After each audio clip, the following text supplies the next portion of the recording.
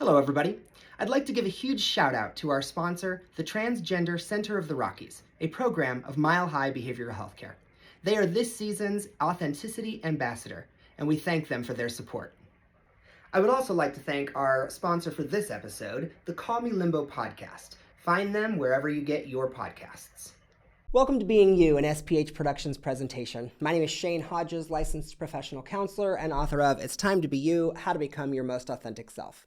My guest today is Anthony Wayne. Thank you so much for being here. Hello, happy to be here. Happy to be here with you. Well, I like to start the show with a rapid fire Q&A. 60 seconds, see how many questions you can get. Okay, here we go. Are you ready? Yes. Let's see. I better be. Favorite color? Purple and dark blue. The smell you love?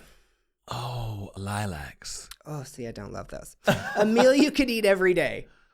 Oh, it's chicken. First car? I had a Buick Regal. Ooh, fancy. 1987. Beach or mountains? Beach. Favorite movie? The Wiz. Oh, all right. We're going to talk about that. Favorite, your first paid role? I was Gabriel in Shenandoah at this place called Old Dominion in Virginia Beach. Okay. Yeah. All right. Who's your diva?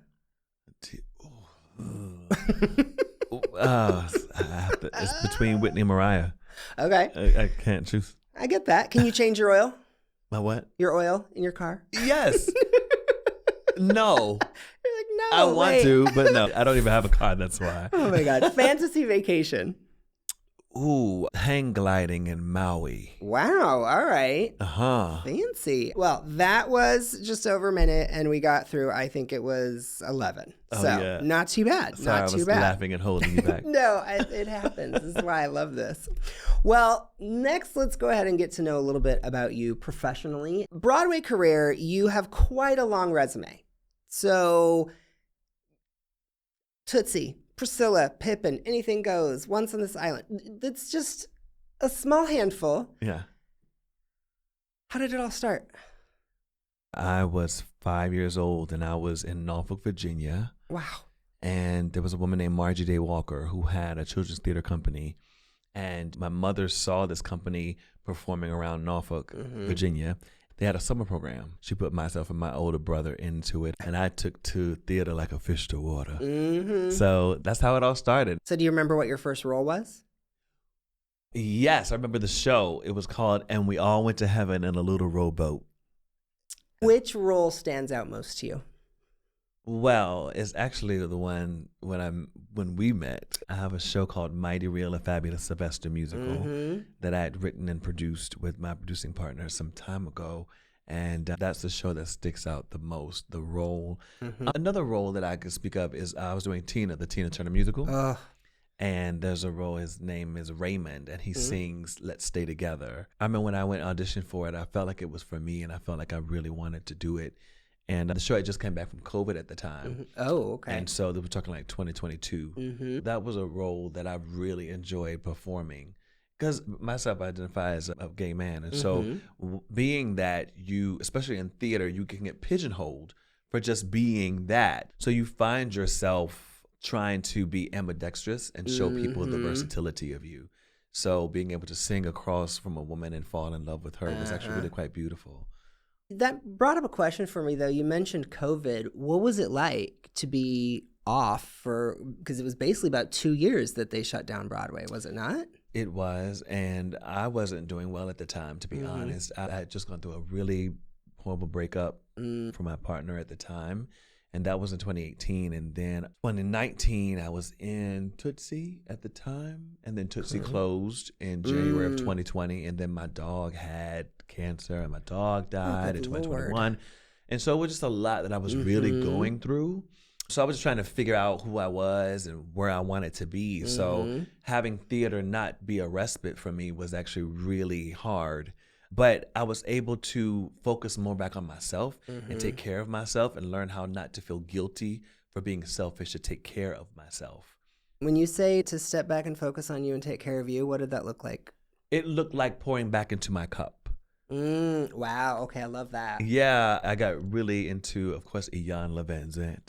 And she has this analogy about the cup, and what's overflowing from the cup is yours, and what's inside the cup is mine. And I had to understand that that was okay for me to hold on to what was inside of mine, but then to also put people around me and connect to a tribe who was going to pour into me just as much as I pour into them. So I've actually interviewed several actors, one of which you actually worked with, Jacqueline B. Arnold. Yes. Loved her. Love her. So amazing. Mighty Real, a Fabulous Sylvester music. That being said, how as an actor do you know when you are being you versus not?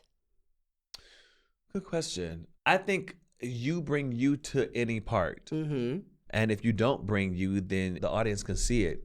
It's not authentic. It's not honest. And it becomes very difficult for you to emote or to be on stage because now you're just being something that they want you to be. And so when I'm teaching students or I'm doing master classes, I tell them to really live in the scene work and feel the emotion and just be with your scene partner here, because you can't make them feel what you want them to feel.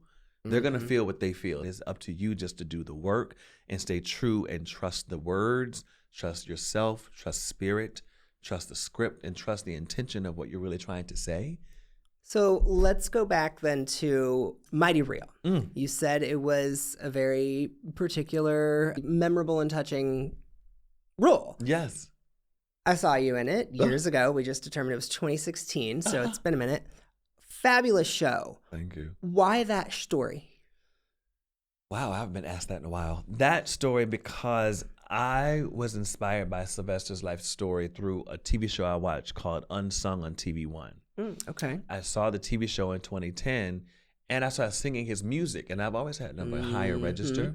And so I was just inspired by his stuff, and I was like, oh, it'd be cool to maybe do a concert night of his show. As I was structuring the concert and the music and kind of put his story around it, I think it really was more to motivate people to understand that you could, through any kind of adversity, you can find joy and peace and happiness, just like Sylvester did. We really wanted to use the music to educate and inspire people. And then my second mother, Shirley Ralph, came on board, and she became another co-producer because her mission is to eliminate the stigma of HIV and AIDS through her organization, the Diva Foundation. So we were able to partner with her and a couple of other folk in order to get it up. But we started on the ground. We did like a Kickstarter and raised money and just made it happen. So yeah, it was really more to encourage and inspire people to find their best self through any adversity. And with that show, co-writer, executive producer, and lead actor. Yeah. That's a lot. How do you manage and or separate the different hats, so to speak? I didn't know how to at the time. I was just going. And I didn't know that I was burning the candle on both ends. And then I also used the analogy of saying it was like I was doing 4 things at 25%. So I felt like some things I weren't finishing. I was always tired and sleepy. I was late all the time coming to auditions or rehearsals.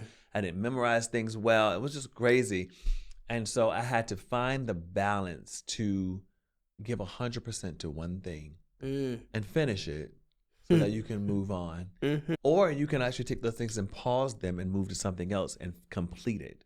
So I gave myself little mantras throughout the years to take care of things and really be intentional on what I was going to finish. How do you know when you need to step back or you're doing too much? Not doing too much. Yes, Like, you're doing that's too much. hot. I say that pretty often to me and my friends. You're doing too much.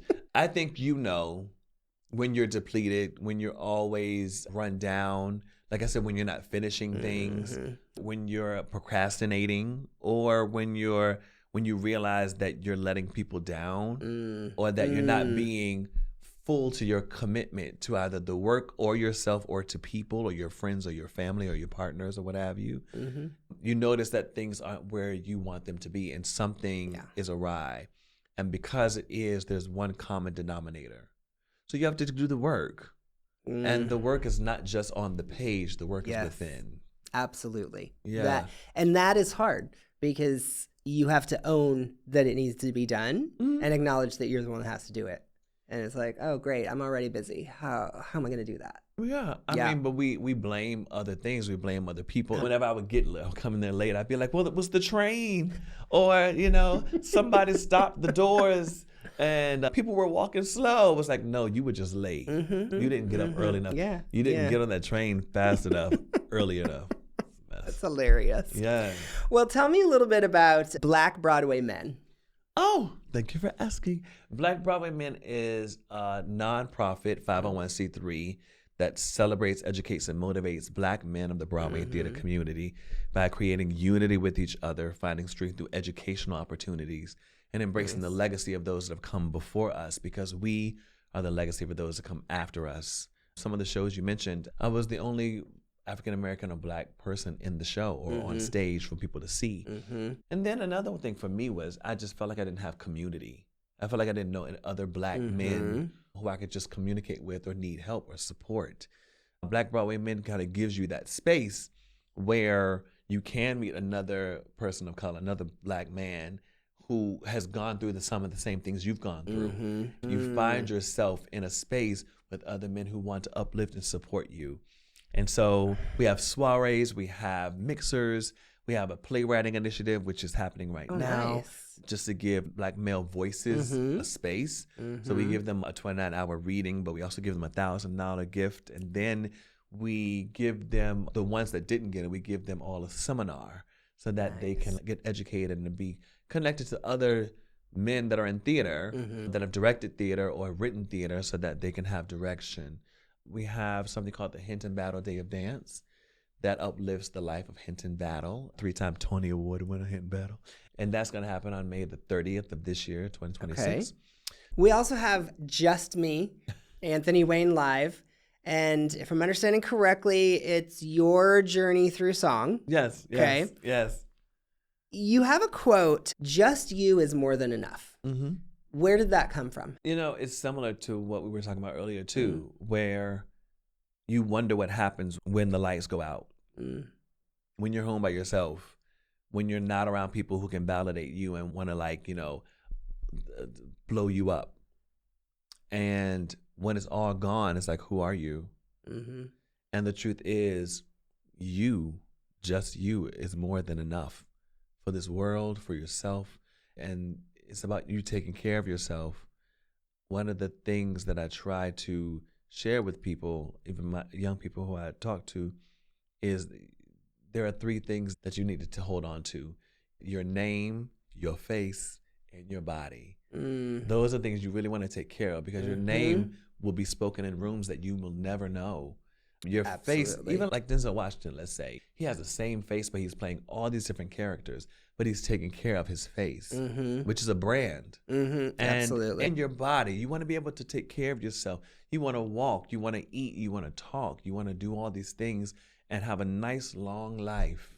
So whatever you pour into your body, whether it's food, drink, water, or knowledge, it is really about taking care of you. So Amen. Knowing the fullness of that, it's like just you is more than enough to take care of yourself. I really like that. Yeah. Well, you touched on this a little bit with the conversation about Black Broadway Men and your own experience of entering rooms and being like, oh, okay, so just me. What has it been like being a Black man in Broadway? It's evolved. I can say it's grown. I try to give access with what I can and where I go and the places that I am to other people who are not able to. The things that I wish that I had, I had to kind of find my way. So you find yourself just trying to evolve and coming to places with what you have. So I came to Broadway, I came to New York with what I had, but I knew even when I was on non-union tours, I knew that Broadway was going to be home. I knew that New York was going to be home. We had came to see a show called Fosse years ago, and I remember seeing Desmond Richardson on the stage, just fly across the stage, and I said, that's what I want to do the rest of my life. And so now I'm grateful that I'm in a space where I'm connected to people, even people of past, like Ken Page, or Adrian Bailey, people that were really, really close to me that have poured into me to let me know that it was going to be okay. Mm-hmm. Another thing I'll share is doing a chorus line really changed my life. Okay. That Byork Lee, ladies and gentlemen, Byork Lee is a wonder. She and I are very, very close. But I also became close to Bob Avian, who also did Dreamgirls as well, with Michael Bennett. And it's interesting to have done those shows because even having met Marvin Hamlish, him and Ed Cleveland, they had written the music, and the way the music was written was so beautiful. And so there's a song called What I Did for Love. Mm-hmm. And there's a line in the song that says, the gift was ours to borrow. And every time I think about that song or that line, it touches me because it lets me know that I've been given a beautiful and amazing gift from people that have come before me. Not just Black men, but other people before. And so it is for me to use and to share and to pass on to others. And I think we all kind of have that. So perhaps on that vein, what do you want your legacy to be professionally? I think I'm still figuring that out. I think I'm still on the journey. Mm-hmm. I don't mind sharing. I'm 44. I'll be 45 in June. Youngster. I mean, we can look it up. Wait, so what day really in June? What day in June? June 30th. Oh, mine's the 13th. Cancerian. Oh, you're Gemini. Yes. My mother was June 19th. Okay. But I know what I would like to do in my life, and that's to live free, love hard, and laugh loud the rest of my life. Okay, that first part I absolutely love. Yeah. Live free, like. I mean, the idea of freedom, that's how I feel when I'm on stage, when I'm singing and dancing. Yeah. That's how I feel when I'm doing philanthropic work and I'm providing opportunity to others. I mean, I don't talk about it or have you just connect people and let them do their thing. But I feel freedom from doing that. I think when we're trying to figure it out, it is for us to take care of each other. Yeah. We're here on this earth and on this world together. Yeah. Which is why I love that it's called the United States of America, because we need to come together to uplift and support and take care of each other. Well, let's get a little more personal. I'll be kind, I swear. Okay. So, born in Virginia, correct? That's right. Okay. Richmond, Virginia. Okay. Chippenham Hospital, raised in Norfolk. So, what was your childhood like? Oh, I was always singing, running around. I had a lot of energy. My family will tell you if you ever meet any of them. I had a little box. My mom bought me a little karaoke box. Oh, okay. It had 2 tape things on the side, and I was singing. And I would record, and then she bought me a little piano. My brother hated both of them. My God! And so I would sing, and I would run around. Mind you, I had this high pitched Mariah Carey thing that was going on. So her songs, Whitney Houston songs, of course, were like the soundtracks to my life. And then there was Tina Turner, where I would grab my brother's T-shirt and I put it down, and I grab my mama's belt and her high heel shoes at it, and I'd be like, "What's love got to do with it?" But That's hilarious. it was enjoyable. But until I went out the door and went to school, where you're called all kinds of names and you're treated a certain type of way, but you're not thinking, I am a young gay Black man. You're thinking, I just want to sing and perform and live my life. So that was very difficult, being raised in the South, because my family is originally from Scotland Neck, North Carolina. Okay. And so having family raised there and brought up there, we would go there on occasion, but you find yourself trying to be something that you're not. Absolutely. But I don't think I was really sheltered in that way. My mom allowed me to be who I was. Okay. Because my family, they'd be like, that's Anthony. He dance. He in theater. They didn't say it, but they said it. Yeah. How old were you when you knew? Knew about myself? Yeah, that you were gay. Oh, gay? What are you talking about? Fabulous. Oh, thank you. Let's put it that way. Probably when I was like, I knew something was different when all my friends liked girls. And I wasn't like trying. It wasn't even about sports. Even though I did want to do sports, I wanted to run track. I didn't want to do football. I was like, it hurt. But I wanted to run track and things like that. But I was always in rehearsal. But something about guys, I did think were attractive. But you're not thinking that at that age. Right. So it wasn't until probably like about 13, 14, adolescence Mm-hmm. where you're like, oh, Body starts happening. why do I like that this bully is pushing me? Why do I want him to push me up against the locker? What? Oh my God, I love it, right? What? Yeah. And then there was, okay, I'll share this with you. So there was this one gentleman who I was in middle school. I didn't even know what was happening. He played football, but he would sit beside me because he had to take an elective, a course elective. And he would put his arm on the chair, and I would sit in that chair. And I was like, he put his arm around me. I like this. Yes. And he wouldn't move it. And I was like, oh, I wonder if he's going to put his arm there today. Oh, my God. Oh, that's Little hilarious. Anthony. How old were you when you came out? I didn't come out. I was always. Oh, you're like, I didn't have to. Oh, my The goodness. heels and the shirt told it all. I mean, I just never really said, hey, family. Guess what? But, I mean, they were always like, we always knew. But I did try to tell my cousins one time, and I was like, y'all, this was recently. I said, I got something to tell you. I'm gay. And they were like, shut up. What? You're just telling us now. You're so late. And you're like, so, whatever. Yeah. That was it. Well, now based in Harlem, is that correct? Yes. When did you leave the South, and how long have you been in Harlem? I didn't leave Virginia till I graduated from college. My mother, Okay. who has since passed, which she had breast cancer, and she passed February 11th, 2013. Okay. And that's what my show, Just Me, Anthony Wayne Live, is actually about. The transition of myself and learning all those things and wishing that I could have been there. But I didn't know that story was so universal to so many people. So I used music and songs to kind of therapeutically get me through that. My director, Rufus Bonds Jr., has been very helpful in structuring that for me. But anyway, I digress. So I left Virginia. When I graduated from Shenandoah, I came to New York in the spring of 2006. Like, just to stay on my good girlfriend's living room floor, which is the things you do. I was really fighting to be seen. So, yeah, I got my equity card at the Alabama Shakespeare Festival in Montgomery, Alabama. Congrats. I was playing Salt in Beauty and the Beast, doing turns in second. Love it. But I got my equity card the last 2 weeks or so. And then right after that, I was doing Tuts. I was doing swing at Tuts.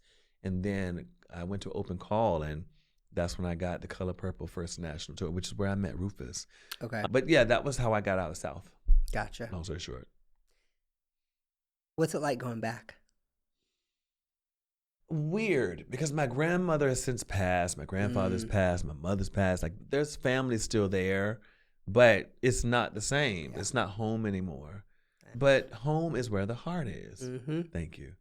Home is where you make it. Absolutely. And so New York is home for me now. I really enjoy it. I love it. What is it for you? Everybody has their thing. This is a city that people seem to love or hate. What is it that keeps you here? Multiple words. Joy is the first one that comes to me. Okay. I remember being in the middle of Times Square years ago, and I was like, oh, I'm home. I just feel it. You just know it. That is a word, home. I love that I can have sushi, and then I can get some collard greens and some ham hocks and some and some chicken and some smothered chicken. I can go to Melba's in Harlem, which I love. That's where I go. And then I can go to Chinatown and just get some great Chinese food. Yeah. Or I can get Indian food. I can get African food there in Harlem too, or wherever. It's just like so many different things to do. And then you can go see a Broadway show. You can go see a play. Yeah. Or you could just stay at home. If I used to win, sat down. That's kind of cool that you can just rest, because there is calm in New York. What do you do to relax? To relax, I hang with my friends. I go to the movies a lot. Because I love storytelling. That's more TV shows, to be honest. Okay. There's a TV show called The Pit. I've heard wonderful things. Then there's Love and Hip Hop. No, I'm kidding. Oh Lord. But I do like my reality shows sometimes. But I lean more to I used to be a Love and Hip Hop, but not no more. My best friend and I would do The Amazing Race. Okay, that is, I think, one that I would actually consider doing. Yes. One of the only ones. Yes, I would love to do that. Yeah. I tried to get into Big Brother a couple of seasons. Yeah, I never got into that one. Well, yeah, but all the new ones, RuPaul's Drag Race, I watch that on occasion, but there's so many of them. All right, well, what bucket list item is still unfinished or unattained? Okay. You mean adventure? You mean for myself, or you mean my career? No, yourself. Oh, myself. I want to go snorkeling in Oahu. I want to see the coral reef. It's so beautiful out there. I want to go to Australia and I want to play with the koala bears. They're so cute. Well, one of the things I came across in doing my research on you, you've discussed obstacles with staying relevant. What have you noticed on that front? What can you share? I think you have to reinvent yourself. You have to continue to look at yourself because we evolve every day. We're different every day. You wake up in the morning and you're growing. Absolutely. So it's really more about the evolution of you and taking care of the evolution of you, as well as in your career, because things will shift, things will change. I remember when I literally made the choice to not do ensemble work anymore. I had to shift the auditions I go to. I don't get called as much to audition for shows or do workshops as much as I used to, or dance in the background, the ensemble, because I chose to start doing principal work. And that's okay for me because now I'm intentionally where I want to be. Why do you think you wanted to step away or not do as much ensemble work? I think it was Sylvester, to be honest. I knew that I had to do it scared. I had to do something that was going to frighten me. And doing scene work and monologue work used to frighten me. I used to be really scared of words. And then I thought to myself, if I talk, will I forget the words? Will I mess up the scene work? Will I be traumatized? I used to think people don't trust me to carry their show.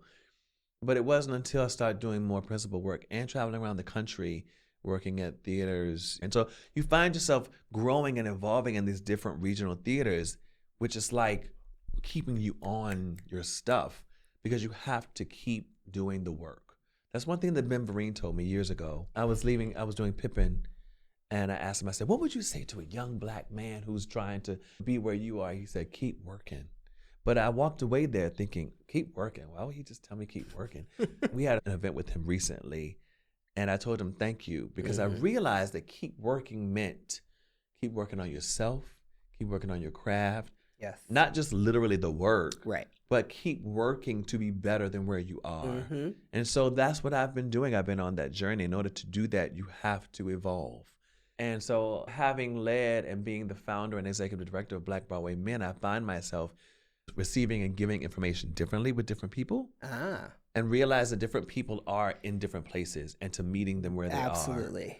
And if I meet you where you are, then I can understand if you're a words person, if you're a touch person, if you're a giving person, if you're a kind person, like all those things and how to speak best to you. So in the last few years of doing your own work, what has really stood out in terms of what you've learned about yourself?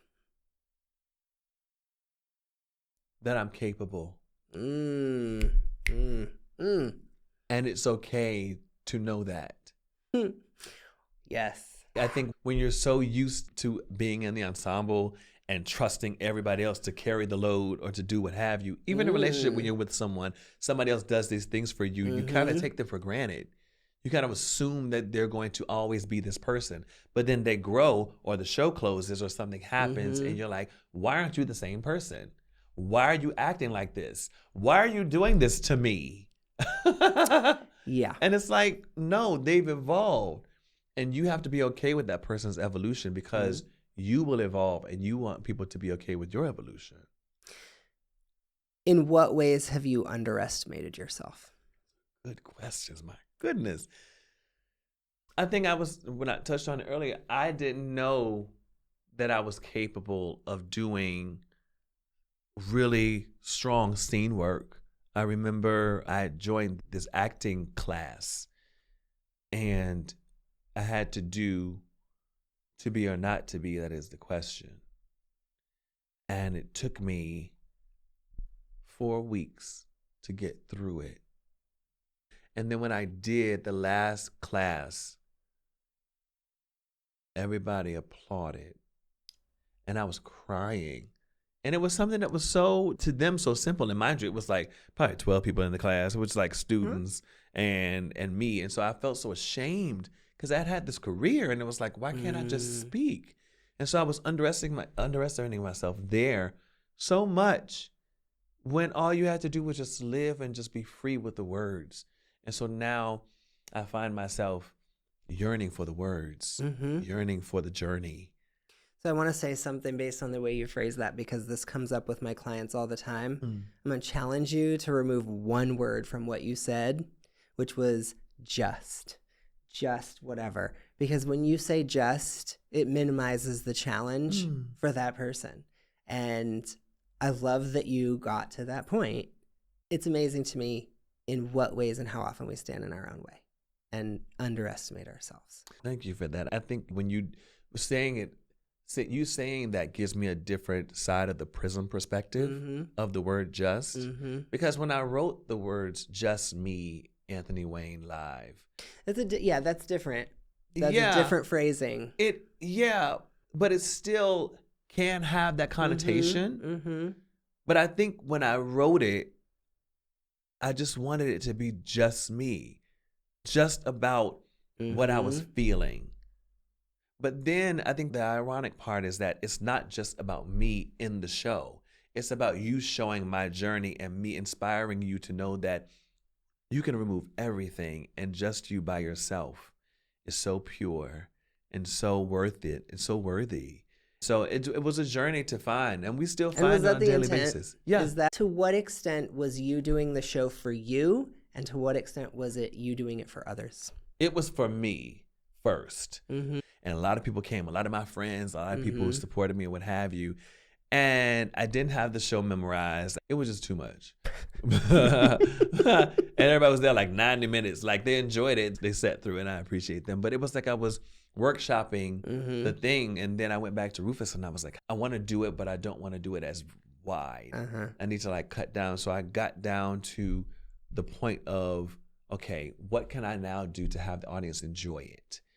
As opposed to me just on stage talking and singing, what can I do to connect it to them? They know what it's like to lose a loved one. They know what it's like to lose themselves.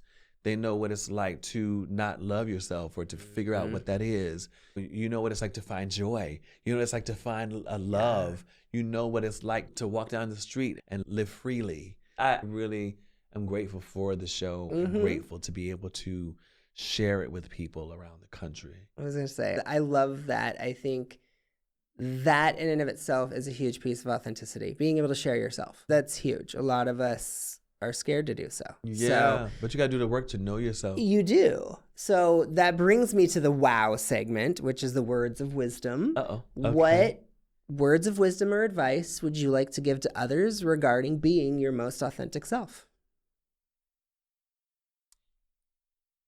Continue to know the hue of you. Ooh. Life is a canvas. The colors that we make on the canvas makes life a masterpiece. Love it. So understand, know, and accept the freedom and the joy of the hue of you. Because the more that you understand the color of yourself and the colors of yourself and the brightness of yourself and the dark parts and the hard parts and the sad parts and the joyous parts, that creates the fullness of you. And you realize that without the canvas and without the frame, you are still a masterpiece. Well said. Thanks. Well said. And you've dropped hints along the way, but what socials and or contact information about what you're doing would you like to share? Well, you can catch me on my website is mrawayne.com. That's MRAWAYNE.com. You can find out about Just Me, the show, at justbeshowlive.com. You can go to Black Broadway Men at blackbroadwaymen.org. And you can donate there as well, because we are a nonprofit. And you can still find out about Mighty Real, because we have some things coming up very soon. Yes. You can go to mightyrealsylvester.com. I'm really happy to be here. I'm really grateful for this time. And thank you for this opportunity for me to speak and just share. It's nice to be here and to know that it's time to just be me. Yes. Well, thank you for joining me. This has been very much an enjoyable moment to reconnect after all these years and to get to know a little bit more about you. So Thank you so much for your time. Again, my name is Shane Hodges, licensed professional counselor and author of It's Time to Be You, How to Become Your Most Authentic Self. Mr. Anthony Wayne, thank you so much. Have a great day, everybody, and be yourselves. Take care. Thanks again to the Transgender Center of the Rockies for being this season's Authenticity Ambassador. We appreciate all the work you do. Check them out at transgendercenteroftherockies.org.